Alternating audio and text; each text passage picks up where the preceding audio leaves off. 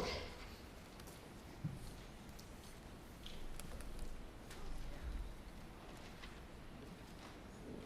Thank you, Joe. In my short biography, I forgot, of course, to say that I live here in Scottsdale in the Rabbi Congregation Beth Tefillah, thriving, fast-growing modern Orthodox synagogue, and I'm proud also to speak often within the boundaries of my congregation and outside of it about the existential threat that Israel faces. And I'd like to begin just my short presentation with analyzing just one word in the title of today's talk. When the title is Achieving Security and Peace in the Middle East, I believe we have to first define peace. And there is no better word for peace than the Hebrew word for peace, which is, as we all know, shalom. But shalom in Hebrew also comes from the word shlemut, which means completion, wholesomeness. Perhaps the reason for that is because peace can only exist if both sides recognize the wholesomeness of the other. And without compromise, without dividing themselves into many pieces, accept the fact that the other is different, the other is allowed to be wholesome in his or her own way.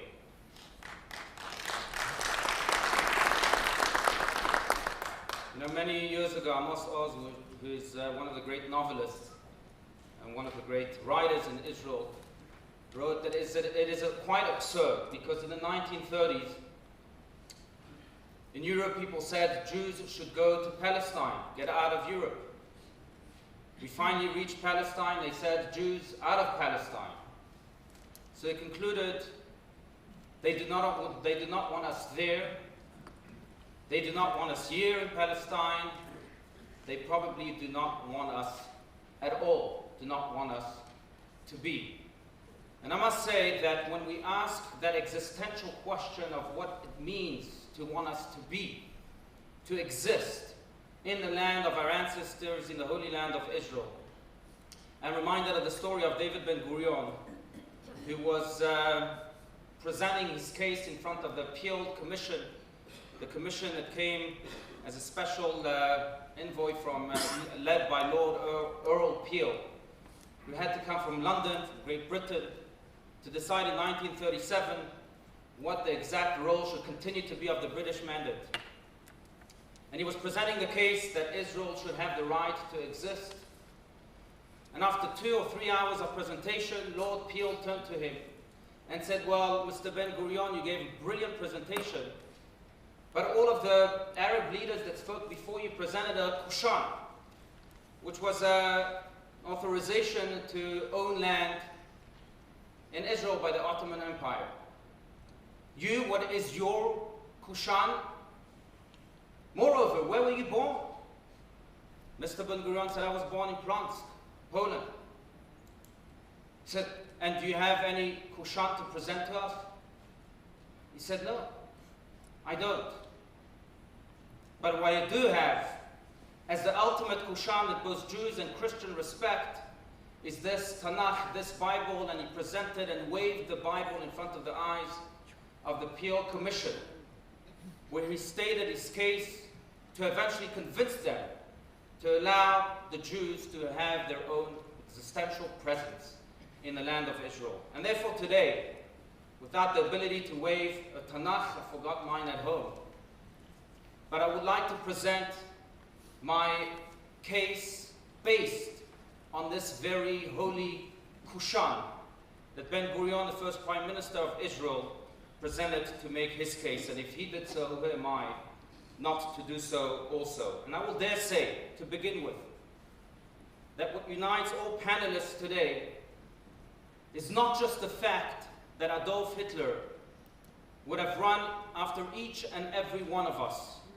just because we are Jews, but more importantly, because what unites us as Jews, and he would admit to that too, is that we are called the people of Israel, the people of the land of Israel. Again, going back to this very Kushan, to the Tanakh, to the Bible. So as you all know, there are over 700 references in the Bible to the city of Jerusalem and to the land of Israel as the land of the Jews. God promised it to us, to our ancestors, to Abraham, Isaac, and Jacob. And again, going down the lineage, King David himself was the king of the Jews in Israel, of Hebron for 7 years, for example. As a side note, it is not mentioned, Jerusalem is not mentioned not once in the Quran, not once. Moreover, in the historical facts, we know that the Egyptians have what they call the Merempta Stele. We're over there in 1200 BCE. It recognizes already the people in the Canaan hills as the people of Israel, the Jews who are the people of the land of Israel. Again, Jews are not occupiers of the land of Israel. They are not foreigners in the land of Israel, but they are the original natural inhabitants for 3,200 years. Just think about that. And there is no other nation in the world that has inhabited a land continuously for so long. For 3,200 years, the Jewish people have inhabited our land continuously. Sometimes in large numbers, but sometimes, unfortunately, in small numbers. But we've been there continuously for 3,200 years now. Even the cities of Israel, most of them, are named after their original biblical names. Even the cities that were changed into Arabic are also original biblical names. Yavne in Hebrew, is Yavne. Jenin is Ir-Ganim, the city of gardens, literally translated. Jerusalem is named Al-Quds, but Al-Quds means the holy city, that the exact term that we use to refer to Jerusalem. So just that alone already proves our case that we are not occupiers, we are the original inhabitants of the land. After the Second Temple, when we were exiled to Babylon and other places, still there remained a group in the land of Israel. All you need to do is go and visit Jerusalem for yourself, walk in archaeological sites, and again, I only have 10 minutes, although I'm a rabbi, I'd love to speak more, but the facts are many, and we all know that if we are honest enough to just open our eyes. Short story about my great-great-grandfather, who was the chief rabbi of Constantine, Algeria. And as the chief rabbi of Constantine, Algeria, he could have remained very comfortably in Constantine, Algeria. But at the very end of his life, he decided to make Aliyah, to move to Israel, because he felt what every Jew feels, this inner, perhaps inexplicable connection to our very holy land. He moved to Israel by foot. A year after, he was so sick that he died from this move. He was buried in the Mount of Olives.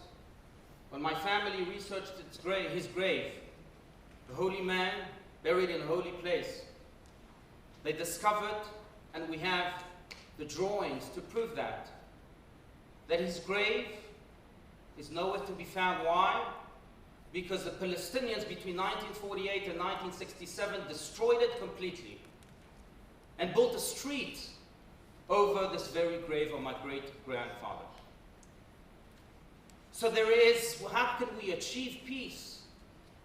There must be shleimut, there must be the recognition of the wholesomeness of the other that includes his history, his inner connection to its land, that includes this love and devotion that we've had for 3,200 years, that includes the fact that we are the original inhabitants. And that also includes that we cannot just accept the other for who he is, but we must accept his dignity too. Something that I haven't done on the Mount of Olives with the grave of my great-grandfather and with the graves of so many others, unfortunately. And we know that they are not good, very unfortunately, very sadly, in preserving the holiness and the dignity of our ancestors, of ourselves. The holy sites, many of them have been completely destroyed. There's an image that refuses to leave my mind, and that is after the disengagement from Gaza, we saw the Palestinians who were supposed to now launch a peace process with Israel because we've given them so much. We were applauded by the entire world. Yet they sent their very own people to dance, and at the same time while they were dancing, destroy our holy sites, the synagogues that were left behind. The synagogue of David Kalim, if you're familiar with it, is that image that refuses to leave my mind. Just the mere fact that Temple Mount has been conquered completely and there is no remnant, that refused to give any remnant to the temple, to the first and second temple, is enough already to show us that example. Mahmoud Abbas himself refuses to accept, to recognize the temple, the existence of the temple in history and the Holocaust. Yasser Arafat in Camp David 2000, he denied that there was ever any connection between Israel, the Jewish people, and the Temple Mount. So that there is absolutely no recognition, no acceptance, not just of our being, but of our history, not just of our being, but also, very unfortunately, of our dignity. And another time is running out. But I must say that the denial of existence, how much time do I have left, Jim? Another hour. Very short introduction. Okay, thank you. So just one more minute. I must say that 2 days ago, I spoke to a dear friend in Israel who lives in the old city, in the Jewish quarter of the old city of Jerusalem. And he told me, you want to leave your ears. Why? He said, we just got a call from the police headquarters, all of the inhabitants of the Jewish quarter, that we dare not enter the Muslim quarter, the Arab side of the old city, because in their words, they will kill you. Now let me ask you, if a Jew goes to an Arab quarter, it's okay, the notion, just even comprehending it is hard, but it's okay that they will kill him, and therefore he's not allowed to go there. If an Arab lives with such comfort, and we all know the conditions, again, I don't have time, with such comfort in the land of Israel, is that not the double standard?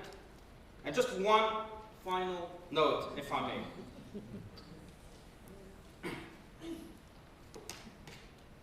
And I may be a little provocative, but there is this legend about Bibi Netanyahu and Mahmoud Abbas, who sit together for the first time to talk peace. And Bibi Netanyahu told Mahmoud Abbas, listen, before we speak peace, can I just share with you a story? Many years ago, Joshua, my forefather, was swimming in the Kinneret, in the Sea of Galilee. When he came out of his swim, he saw that there is a Palestinian who ran away with his clothes, stole his clothes. Mahmoud Abbas, upon listening to that, said, you can't just accuse us, listen to your words. There was a Palestinian who ran away with his clothes, with Joshua's clothes. There weren't any Palestinians back then. You can't just accuse us of stealing. And Netanyahu said, so now we can start to speak. This is the only way.